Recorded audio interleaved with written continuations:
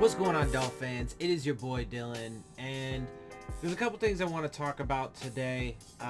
There's one NFL related thing, like NFL as a whole, and then there's something a little bit more specific to the Dolphins that I want to discuss. The first thing I'm going to talk about, though, is this report that the NFL NFL teams cannot cut players for being unvaccinated after Bills GM's comments. So the NFL has reportedly established that teams cannot release players based solely on whether or not they are vaccinated against COVID-19. According to Mark Mask of Washington Post, the NFL made their point clear in speaking with Buffalo Bills general manager Brandon Beane after he recently commented on that possibility. In an interview with One Bills Live this week, Beane was asked if he would consider cutting an unvaccinated player at the back end of the roster if it helped allow the Bills to hold meetings without strict health and safety protocols. Beane said, "Yeah, I would, because it would be an advantage." He added, "These meetings were not as productive as before. I mean, you guys saw in the field house, we had 3 and 4 meetings going on, and sometimes you're talking over each other, but it was the only way to pull it off and be socially distant. So it would be an advantage to cut a player and fall under that umbrella." Man, there's a couple things to say to this. Well, let me just finish the article. The NFL hasn't yet announced what percentage of a team has to be vaccinated in order for health and safety protocols to be relaxed, but Majorana noted that Major League Baseball has a threshold of 85%. Players from many teams have announced, let's just note that even though most people seem to think so, these vaccines are not going to solve the problem, and you're never going to get herd immunity in this country, etc., etc. So there's that.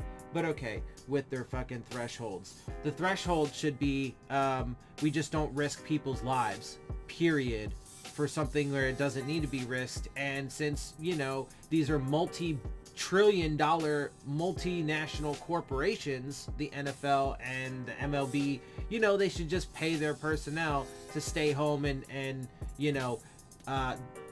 make sure that they're not spreading the virus, etc., etc. But of course, they're not going to do that. And we'll get into the reasonings in a minute. Let me finish this. Players from many teams have announced that they will not report for in-person voluntary organized team activities this offseason amid the COVID-19 pandemic. That will force these teams to hold OTAs virtually, which was the case last year. Eventually, players will have to report for training camp in preparation for the preseason and regular season. And it is at that point that determinations will have to be made with regard to health and safety protocols. Beane, who was named the NFL Executive of the Year last season, clearly covets his team being able to have something as closely resemble a normal training camp as possible. And I get that. But his comments don't make him look like a cool guy. Okay? This is what he said. "Yeah, I would, because it would be an advantage." So, first of all, the only thing he's thinking about is how can he get a leg up on a team? And if I gotta cut somebody, if I gotta fucking sacrifice them, whatever, so that way I can get all my team together on the back end, well, whatever. First of all, you can't make people get a vaccine. It's their body. So the same argument about, how women should have the right over their body when it comes to pregnancy, every person has the right over their own body when it comes to vaccines. You can't make somebody get a vaccine. So there's that. But also, let's note, though, and this ties into, and this is the main point that I wanted to make, about how, the NFL certainly has no problem saying, you know what, if you're a player and you work out, off site, and you're by yourself and you're doing your own thing, even though, especially during this particular time of year, they have to do that. It's literally part of their job, right?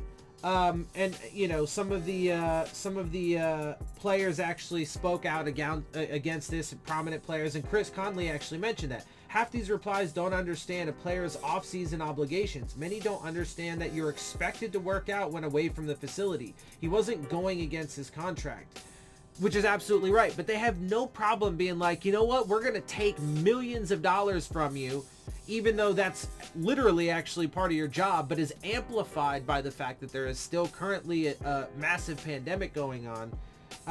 They'll do that. But then on the other hand, they'll say, oh, but you can't cut players simply for not being vaccinated, because that's not right. Which I actually agree with. I do agree with you. You shouldn't be able to just cut them for, making a decision about their own body. If you really cared about the effects of the pandemic and how it could spread through your team, etc., you just wouldn't hold the fucking meetings or have a season. That's how you actually go about it. But, of course, at the root of this whole thing, the only thing the NFL cares about, and it's proof with these two different stories, all they care about is their money and making sure that the season goes on. And same thing with general manager being there. All he cares about is making sure that fucking guys can get together and fucking, you know, continue on the season. The machine has to keep fucking churning.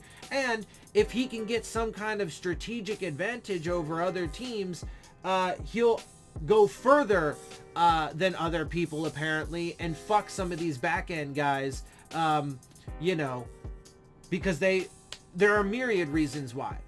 These vaccines are not safe, right? Certainly not as safe or effective as they've been, you know, as we've been led to believe. There is, you know, ample data and growing cases of severe side effects, not to mention death. There have been, last time I saw, there were over, and this was probably a week ago or whatever, but there is, you know, there are people that are tracking this or whatever, but there have been at least over 3,500 deaths to vaccines the last time I saw it. So these things are not, and you might think that that's, you know, a small number, but they all just came out, and that's, you know, roughly, or, you know, a little bit more than, or right around, you know, the number from 9/11. So I mean, it's not a small thing. Anyway, whatever. Point is, all they care about is their money and making sure that the thing churns on. There is one other thing I wanted to mention though, and that is regarding the situation with Deshaun Watson. And because, you know, I watched a little clip from the Rich Eisen show, and, you know, he just you know, he just had a new show or whatever. He was on the draft coverage, like he was part of the draft coverage. Anyway, so he was talking about this whole thing, and, you know, he mentioned that being part of the live draft, you get to hear a lot of gossip and a lot of talk and stuff like that. And one of the things that he heard was that Deshaun Watson's situation may be getting settled soon. I don't know. You know, this is coming from him, who's coming from other people, so it's a few, you know, it's down the grapevine, etc., etc. We don't know. However, I had mentioned, you know, if whatever, I don't even remember who it was or whatnot, but there was a college coach or a doctor for the college's, you know, sports teams, and he had like 700 accusations against him, and the school settled those lawsuits for like $1 billion. Okay, it's fucking crazy amount of money. My point there though is if some obscure fucking doctor from some random fucking school, I think it was a pretty big school, but that's not the point, right?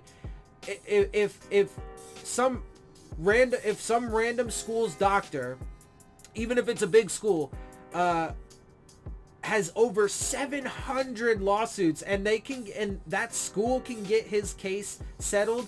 I mentioned, I'm pretty sure Deshaun Watson, who is a superstar and one of the league's superstars, and the league is so much more powerful than that school and has so much more money, I'm pretty sure that they can get it fucking settled. The Texans obviously know that he's not coming back. And so the relevance of this and why it's relevant to the Dolphins is because I've been telling you guys, not only is there a pretty high likelihood that at some point Deshaun Watson's lawsuits will be settled, because that's just how it goes, man. That's just how I mean, look, I don't know if he's guilty or not. If he is guilty, and if it is on a criminal level, then he should be held to that, you know, account. If, you know, if it ends up being whatever, he's a rich, famous, wealthy guy, and, you know, when he travels across the country, he likes to get, you know, different masseuses, and, you know, they work out deals. Look, that shit does happen. I'm not saying that the accusations are false. That, I think, is something that needs to go to court and to be played out, and the evidence needs to be shown in court, right? That's not for me to say, that's for the courts to say. But my point is I've been saying for a while that, one, there is a high likelihood that there will be a settlement, because that's how the fucked up world goes. They don't even allow it to get to court most of the times when it's in these high profile cases, right? If it's some average, Joe Schmo, oh, well, of course they're gonna, and it's some fucking poor person, or, a person of color, well, of course they're gonna let it go to fucking court so they can fucking send that person to prison, right? But when it's high profile cases, with, financial backing and power at their back, these people tend to get off. So there's a high likelihood that this case will be settled. And Deshaun Watson clearly, he said himself, he's literally not going to play for the Texans again. So, and, even if they didn't decide to draft Davis Mills, then he wouldn't be playing. It's been there, right? Their acknowledgement of it, or lack of acknowledgement of it, is irrelevant. It wasn't going to happen, right? So, and I've been telling you, it's not out of the realm of possibility for the Dolphins to still do that. They still have ample draft capital for the future that they could use. And they have players that they could give. And obviously Tua would be one of those if they were. So look, it's not out of the realm of possibility. Again, I wouldn't do it for a number of reasons. I wouldn't give away that draft capital. There would be the lingering, stink of having those lawsuits, even if it got settled. But, and then you add in, of course, my personal philosophy of it's not about that, right? It's not about just the one fucking player, right? And as great as he was last year, the Texans still sucked, right? So that in and of itself is proof that it's not just about the quarterback, right? So, and they could be super great. He performed off the charts last year, and they still only won 4 games. So you have to build a team around him, and I don't think that this team is built around Tua, let alone Deshaun Watson. So, and the fact that you would then have to pay not only that fucking massive contract that he has, because it would be done via trade. They're not going to just cut Deshaun Watson. They will get something for him, and they will likely get at least a couple first round picks.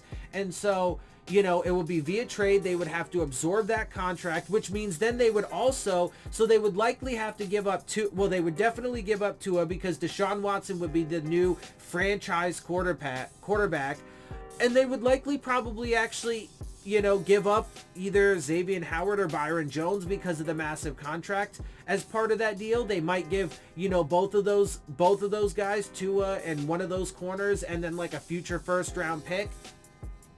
Or maybe, they ended up just giving Tua a couple first round picks, and then, maybe, a second round or a third round pick, whatever, and then end up cutting Byron Jones to get rid of that salary, because they would absolutely have to clear a ton of space to be able to do that. And I just wouldn't, right? There's just a number of reasons why I wouldn't do that, but it is definitely not out of the realm of possibility. Anyway, so that's what I got for you. Just a little bit of, an update to the Deshaun Watson, Dolphins, potential Deshaun Watson Dolphins saga. And also, one more quick thing. And because I wanted to note this. 2 things. Well, first of all, one, about the fact that the Dolphins were not big spenders in free agency. I'm sorry, listen, they do not get credit for that. They don't. They do not get credit for being a team that doesn't do that. One, because Stephen Ross has historically proven to do that always, and he's still at the helm. 2, because they literally did it last year. And 3, because they were going to do that this year with Deshaun Watson, and still might, should those things get settled. And so they do not get credit for that. The other thing is, I forgot what the other thing is. Anyway, so, they don't get credit for that because they literally did it last year and they were going to do it this year. Yeah, so, look, I wouldn't do it. I wouldn't do it. I think it's a bad idea. Oh, and the other thing I remember, and the other thing is about Tua and whether or not they're really sold on him. They're not. I'm sorry. People can argue it all they want, and they can say it as much as they want, but they've made it clear. They were going to go after Deshaun Watson until that they were going to do that thing until then, right? They,